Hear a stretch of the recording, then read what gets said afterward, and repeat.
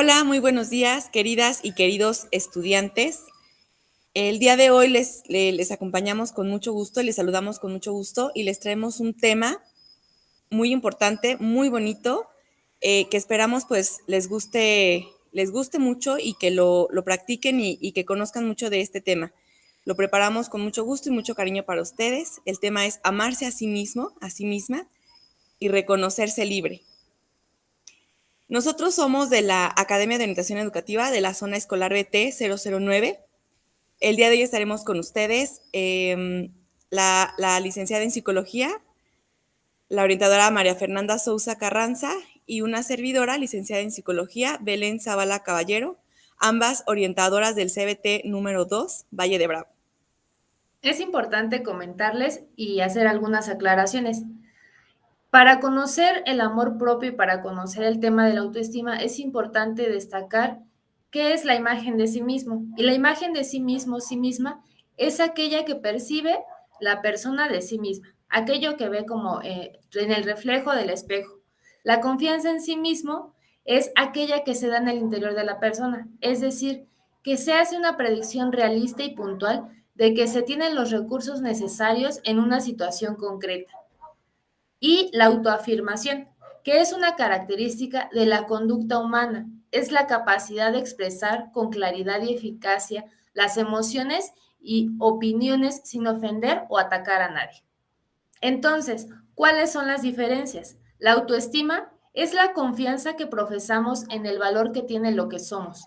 Esta seguridad se relaciona muy estrechamente con nuestro aspecto físico, con nuestra inteligencia, nuestra profesión, nuestro carisma, aquella creatividad que tenemos o incluso con nuestra capacidad adquisitiva. Sin embargo, el amor propio es algo más profundo. Es la aceptación, el respeto, las percepciones, el valor, los pensamientos positivos y aquellas consideraciones que tenemos hacia nosotros mismos. Es decir, aquello que puede ser apreciado por aquellas personas que nos rodean. Debemos entender la autoestima como la danza que realizan nuestros sentidos a la hora de construir el rompecabezas de algo más grande, el amor propio, por lo que se representa y dibuja con cada pequeño movimiento que nosotros realizamos. Y bien, ¿cómo se adquiere una mala autoestima? Sobreprotección de los padres, de las madres, los abuelos y los hermanos o las hermanas. Fracaso escolar. El dejar hacer críticas constantes. Las palabras hirientes, esas palabras que nos dicen, que nos lastiman, que no edifican, pero que sí causan algo negativo en nosotros. El abuso físico de cualquier persona. Desánimo y abandono ante las dificultades. La disciplina y el autocontrol son fundamentos de la autoestima. Es importante también mencionar y darles a conocer que hay que atrevernos a ser uno mismo y una misma. En la década de los 60, dos investigadores, Joseph y Harry, propusieron un modelo de la ventana de Johari. Este modelo representaba la evolución y la comunicación que había entre dos personas, pero también es muy útil para comprobar la evolución de nuestra autoestima. Es decir, a plena luz, aquello que sé sobre mí y lo que le muestro a los demás, aquello que conozco y aquello que conocen las otras personas. Tenemos una zona ciega, es decir, aquello que sé sobre mí, pero que los demás conocen, aquello que yo desconozco de mi propia situación, de mi propia vida, pero que los demás sí saben que sí sucede dentro de mi ser, dentro de mis cualidades. Tenemos también una cara oculta, que es aquello que sé sobre mí, pero que no le enseño yo a los demás, y aquello desconocido, que es lo que ni yo ni los demás conocemos de mi persona, es decir, el inconsciente. Dentro de esta ventana de Johari es importante hacernos varias preguntas. En esa plena luz, en esa luz, en aquello que conocen los demás, que yo conozco de mí mismo, ¿qué muestro de mí a los demás? ¿Qué es lo que muestras de ti a los demás? ¿Qué es aquello que te gusta darles a conocer a los demás? ¿Cuál es aquella zona ciega? ¿Qué podrías preguntar a las personas que te conocen que ven sobre ti? ¿Qué crees que te han dicho, que te han comentado, que aquellas personas que ni siquiera tú sabías que tenían ciertas cualidades? ¿Cuál es esa cara oculta? ¿Qué aspectos ocultos tuyos te gustaría revelar a los demás? Es decir, aquello que a lo mejor no has platicado con nadie, pero te gustaría platicarlo con alguien más, para que ya no tuvieras esa cara oculta o aquellos secretos que van, pues que van sucediendo a lo largo de nuestra vida. Y lo desconocido, ¿qué te dicen tus sueños? ¿Los escribes? ¿Estás consciente de aquellos sueños, de aquellas ilusiones, aquello inconsciente que de repente te vas cachando que vas haciendo? Esas son algunas preguntas que podemos conocer para aprender a conocernos a nosotros y a nosotras mismas. La autoestima es ante todo una cuestión de percepción y de interpretación de la realidad. Es un suceso en curso. La percepción e interpretación de este suceso lleva a las emociones experimentadas respecto al suceso. Están más relacionadas con la interpretación que con el suceso.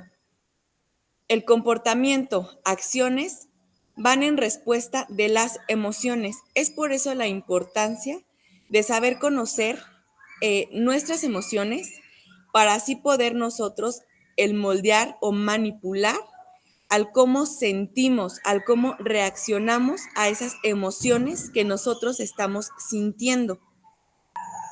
Javier Alejandro Martín comenta, se puede tener gran autoestima y esto no implica ningún tipo de amor propio. Sin embargo, el amor propio sí implica de forma inherente la autoestima. Esto quiere decir que puedo tener yo mi autoestima muy elevado, y no por eso sentir un amor propio. Sin embargo, si yo tengo un amor propio que cuesta, que trabaja, de forma inherente, de forma, sí o sí, yo voy a tener una autoestima sobre lo que quiero, sobre lo que permito, sobre lo que no permito y sobre lo que yo voy sintiendo y cómo voy manejando y cómo voy respondiendo a lo que yo voy sintiendo, sea bueno o sea malo.